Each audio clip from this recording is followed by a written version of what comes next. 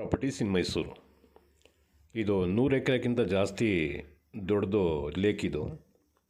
ಇದಕ್ಕೆ ನೀರು ಬರ್ತಾ ಇರೋದು ನೋಡಿ, ಇದು ಬಿಟ್ಟಿರೋದು ನೀರು ಒಳಗಡೆಯಿಂದ ದೊಡ್ಡದು ಪೈಪ್ ಇದೆ, ಸುಮಾರು ಒಂದು 6 ಅಡಿ ಅಗಲನೇ ಇದೆ ಪೈಪ್ ಬಿಟ್ಟಿರೋದು. ಇದು ಲಿಫ್ಟ್ ಇರಿಗೇಷನ್ ವಾಟ್ರ್. ಇದು ಈ ಕಬಿನಿ ರಿವರ್ ಇದೆಯಲ್ಲ ನಂಜನಗೂಡ್ದು, ಆ ಕಡೆಯಿಂದ ನೀರು ಲಿಫ್ಟ್ ಮಾಡಿ ಇದಕ್ಕೆ ಬಿಡೋದು. ಈ ಖಾಲಿ ಆಗ್ದಂಗೆ ಈಗ ಫಿಲಪ್ ಮಾಡ್ತಾನೆ ಇರ್ತಾರೆ. ಇದು ಈ ಲೇಕಿಂದ ಜಸ್ಟ್ ಒಂದು 3-4 ಎಕರೆ ಬಿಟ್ಟು ನೆಕ್ಸ್ಟ್ ಜಮೀನಿರೋದು. ಈ ಲೇಕ್ ವಾಟ್ರಿಗೆ ಟಚ್ ಆಗೋಲ್ಲ. ವಾಟ್ರಿಗೆ ಟಚ್ ಆಗೋದಿಲ್ಲ, ಆ ಜಮೀನುಗಳಲ್ಲಿ ಅರ್ಧ ಮುಳುಗೋಗ್ಬಿಡ್ತದೆ. ಬಟ್ ಆದರೆ ಹಿಂದ್ಗಡೆ ಇರೋದು ಇದು ರೆಡ್ ಸಾಯಿಲ್. ನೆಕ್ಸ್ಟ್ ತೋರಿಸ್ತೀನಿ. ಇದು ಫ್ರಂಟೇಜ್ ತೋರಿಸ್ತಾ ಇರೋದು.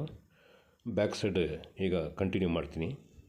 ನೋಡಿ, ಇದೆ ಒಂದು 2 ಕಿಲೋಮೀಟ್ರ್ ಅಷ್ಟು ಮಡ್ ರೋಡ್ ಇದೆ. ಈ ಥರ ಮಡ್ ರೋಡ್. ಈ ಮಡ್ ರೋಡ್ಗೆ ಅಡ್ಜಸ್ಟೆಂಟ್ ಲ್ಯಾಂಡ್ ನೋಡಿ. ಈ ಥರ ಎದುರುಗಡೆದು ಜಮೀನಿದು. ಈ ವೈಟ್ ಪೇಂಟ್ ಹೊಡೆದಿದ್ದಲ್ಲ, ಈ ಜಮೀನು ತೋರಿಸ್ತಾ ಇರೋದು ನಾನು. 8 ಎಕರೆ ಫುಲ್ ಬೌಂಡ್ರಿ ಫೆನ್ಸಿಂಗ್ ಮಾಡಿದ್ದಾರೆ. ಒಂದು ಬೋರ್ವೆಲ್ ಹಾಕಿದ್ದಾರೆ. ಈ ಕಡೆ ಎಲ್ಲ ಬೋರ್ ಹಾಕಬೇಕು ಅಂದರೆ 100-150 ಅಡಿ ಸಾಕು. ಇದಕ್ಕೆ ಅಷ್ಟೇ ಡಿಸ್ಟೆನ್ಸಲ್ಲಿ ನೀರು ಬಂದ್ಬಿಡ್ತದೆ. ನೋಡಿ, ಈ ಥರ 2 ಗೇಟ್ ಹಾಕಿದ್ದಾರೆ. ಮೆಶ್ ಫೆನ್ಸಿಂಗ್ ಮಾಡಿದ್ದಾರೆ ನೋಡಿ. ಫೆನ್ಸಿಂಗ್ ಹೊರಗಡೆಯಿಂದ ಪ್ರಾಣಿಗಳು ಒಳಗಡೆ ಬರೋಕ್ಕೆ ಸಾಧ್ಯ ಇಲ್ಲ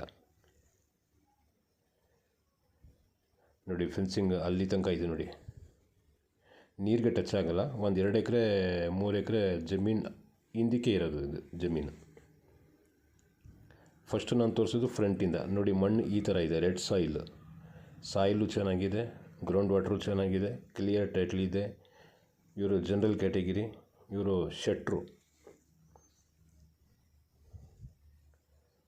ಶೆಟ್ರು ಜನ ಇವರು. ಇದ್ರದ್ದು ಬೆಲೆ 35 ಲಕ್ಷ ರೂಪಾಯಿ ಹೇಳ್ತಾ ಇದ್ದಾರೆ ಪರ್ ಎಕರ್. ನೋಡಿ. ಇದು ಲೇಕ್ ಹಿಂದ್ಗಡೆಯಿಂದ ತೋರಿಸ್ತಾ ಇದ್ದೀನಲ್ಲ, ಇದೇ ಲೇಕ್.